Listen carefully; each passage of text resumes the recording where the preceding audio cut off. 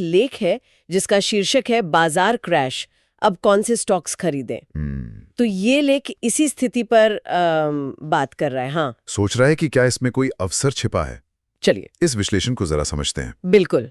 स्रोत की एक बात मुझे दिलचस्प लगी कि इतिहास को देखें तो अक्सर ऐसा समय ही बड़े मौके लाता है। हाँ, और ये विश्लेषण शुरू ही यहीं से करता है कि बाजार गिरा क्यों, मतलब कारणों पर ध्यान देता है। अच्छा। तो मुख्य वजह तो कई हैं, जैसे वैश्विक स्तर पर अनिश्चितता का माहौल है, विदेशी संस्थागत निवेशक मतलब FIIs वो बिकवाली कर रहे हैं, RBI के कुछ नीतिगत अपडेट्स आए हैं। हाँ। और अमेरिकी बाजार का असर तो रहता ही है। और ये भी है कि पिछले कुछ समय में तेजी आई थी, तो शायद थोड़ी मुनाफा वसूली भी हो रही है। तो मतलब कई सारी चीजें एक साथ हो रही हैं। हाँ। ये कोई एक कारण नहीं है। नहीं, बिल्कुल नहीं, मिला जुला असर है। तो ऐसे माहौल में जब थोड़ी घबराहट सी दिखती है चारों तरफ, स्रोत क्या कहता है, निवेशक को क्या सोचना चाहिए, यहीं से बात थोड़ी अलग होती है। हाँ, यहीं पे विश्लेषण थोड़ा रुकने को कहता है। स्रोत इस पर जोर देता है कि भाई डर में आकर सब कुछ बेच देना वो शायद सही रणनीति न हो। बिल्कुल, पैनिक सेलिंग से बचने की सलाह है। स्रोत का मुख्य तर्क है कि इसे अच्छी गुणवत्ता वाले स्टॉक्स को धीरे धीरे जोड़ने का एक मौका समझें।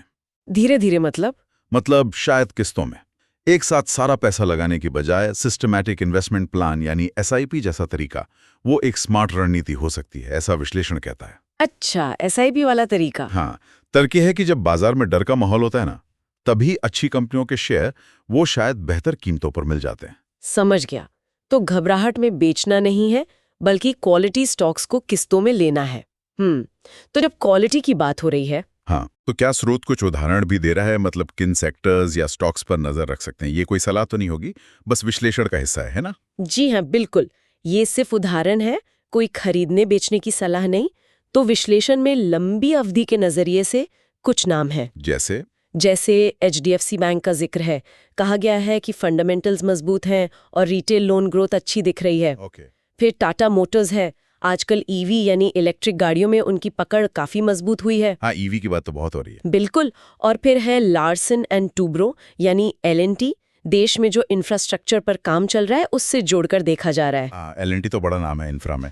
और मैंने देखा RVNL का भी जिक्र है। हाँ, RVNL रेलवे के विस्तार की जो योजनाएं हैं और सरकार का जो पूंजीगत व्यय मतलब कैपेक्स है, उसका फायदा इससे मिल सकता है। सही है। और IT से? तो ये कुछ उदाहरण है अलग अलग क्षेत्रों से। ठीक है, तो ये कुछ उदाहरण हुए, लेकिन एक बात तो साफ है, निवेश है तो रिस्क तो रहेगा ही। हाँ, ये बहुत जरूरी बात है। खासकर जब बाजार गिर रहा हो, अच्छे स्टॉक्स भी नीचे आ सकते हैं। तो इस जोखिम को, इस रिस्क को संभालने के बारे में स्रोत क्या कहता है? हाँ, जोखिम प्रबंधन पर विश्लेषण काफी जोर देता है। देखिए, सबसे पहली और जरूरी बात है विविधीकरण, डाइवर्सिफिकेशन। हाँ, डाइवर्सिफिकेशन मतलब अपने निवेश को अलग अलग तरह के स्टॉक्स या सेक्टर्स में फैलाना, ताकि अगर एक सेक्टर या स्टॉक में दिक्कत आए तो पूरा पोर्टफोलियो गड़बड़ा ना जाए। ये तो समझ आता है। और जो लोग ट्रेडिंग करते हैं उनके लिए खास तौर पर स्टॉप लॉस लगाने का सुझाव है। अच्छा, ताकि नुकसान सीमित रहे। बिल्कुल। और जो लंबी अवधि के निवेशक हैं उनके लिए सलाह है कि भाई अपने निवेश के पीछे के तर्क पर भरोसा रखें, क्वालिटी पर फोकस रखें और घबराएं नहीं। तो लंबी अवधि वालों के लिए धैर्य रखना जरूरी है। हाँ, अगर पोर्टफोलियो अच्छी तरह से डाइवर्सिफाइड है और मजबूत कंपनियों में निवेश किया है तो ऐसी गिरावटें असल में लंबी अवधि में फायदेमंद भी हो सकती हैं, मौके की तरह देखी जा सकती हैं।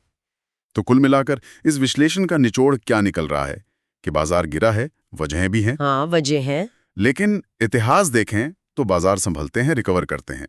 जरूरी ये है कि हम समझे कि क्यों गिरा है और हमारी अपनी रणनीति क्या हो, भावनाओं में ना बहें। बिल्कुल सही कहा। सबसे महत्वपूर्ण शायद यही है कि भावनाओं को, डर को अपने फैसलों पर हावी न होने दें। सही। गुणवत्ता वाले स्टॉक्स पर ध्यान और लंबी अवधि का नजरिया, ये चीजें ऐसी मुश्किल घड़ियों में अक्सर निवेशकों के काम आती हैं। स्रोत यही कह रहा है। और शायद यहाँ एक सोचने वाली बात ये भी है, जो लेख सीधे तौर पे नहीं कहता लेकिन इशारा करता है कि इस गिरावट के शोर में, इस घबराहट के बीच हम असली गुणवत्ता की पहचान करें कैसे।